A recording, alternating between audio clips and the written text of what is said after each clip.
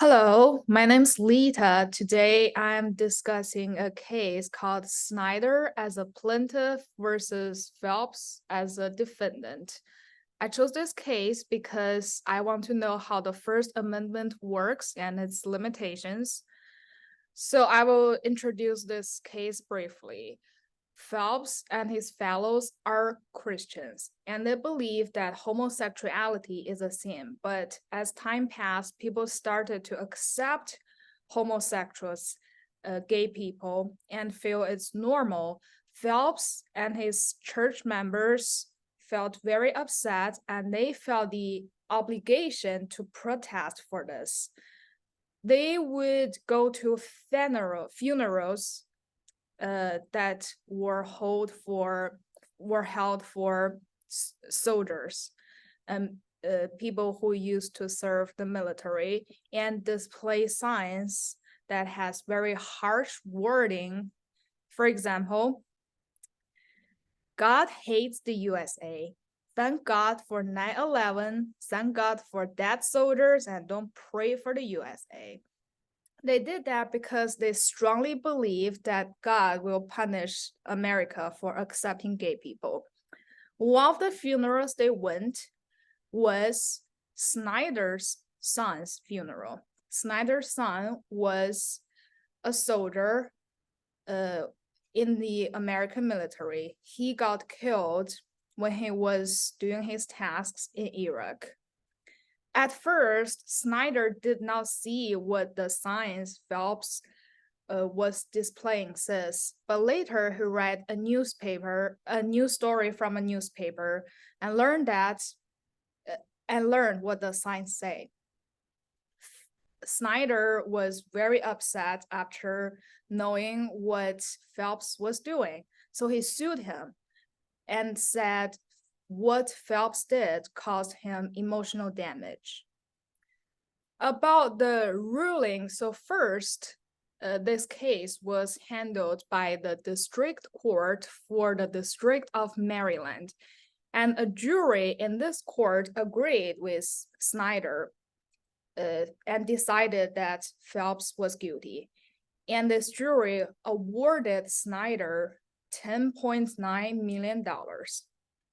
But Phelps said what he did was protected under the freedom of expression in the First Amendment.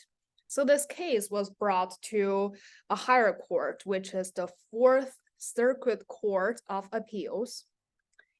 And this court totally overturned the decision made by the district court.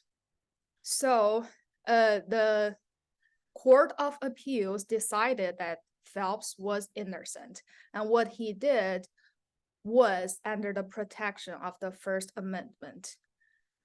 There are two questions we need to think about in this case. One is, did Phelps have the right to express his opinions regarding homosexuality, Christianity, and America?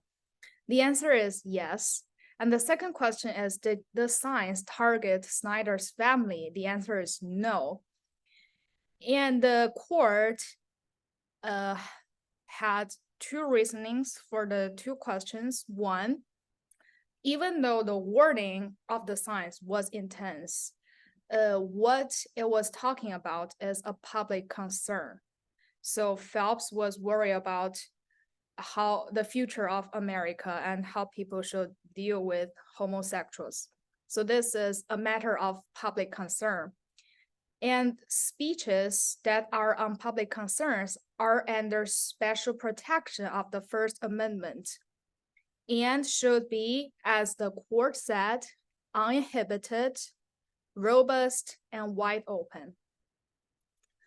And the court also checked if Phelps' action was really a matter of public concerns by checking its content, form, and context.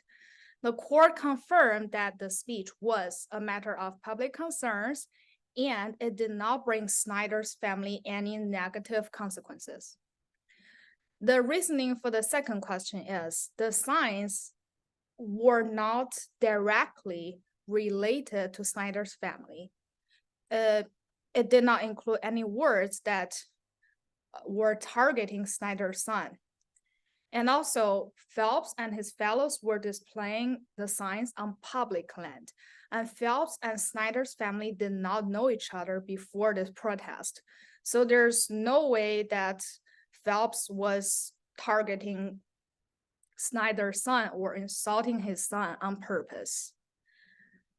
What the case shows is that the Supreme Court believes that the First Amendment overrides all other laws in Phelps' case, which means they believe that what Phelps did was under special protection of the First Amendment.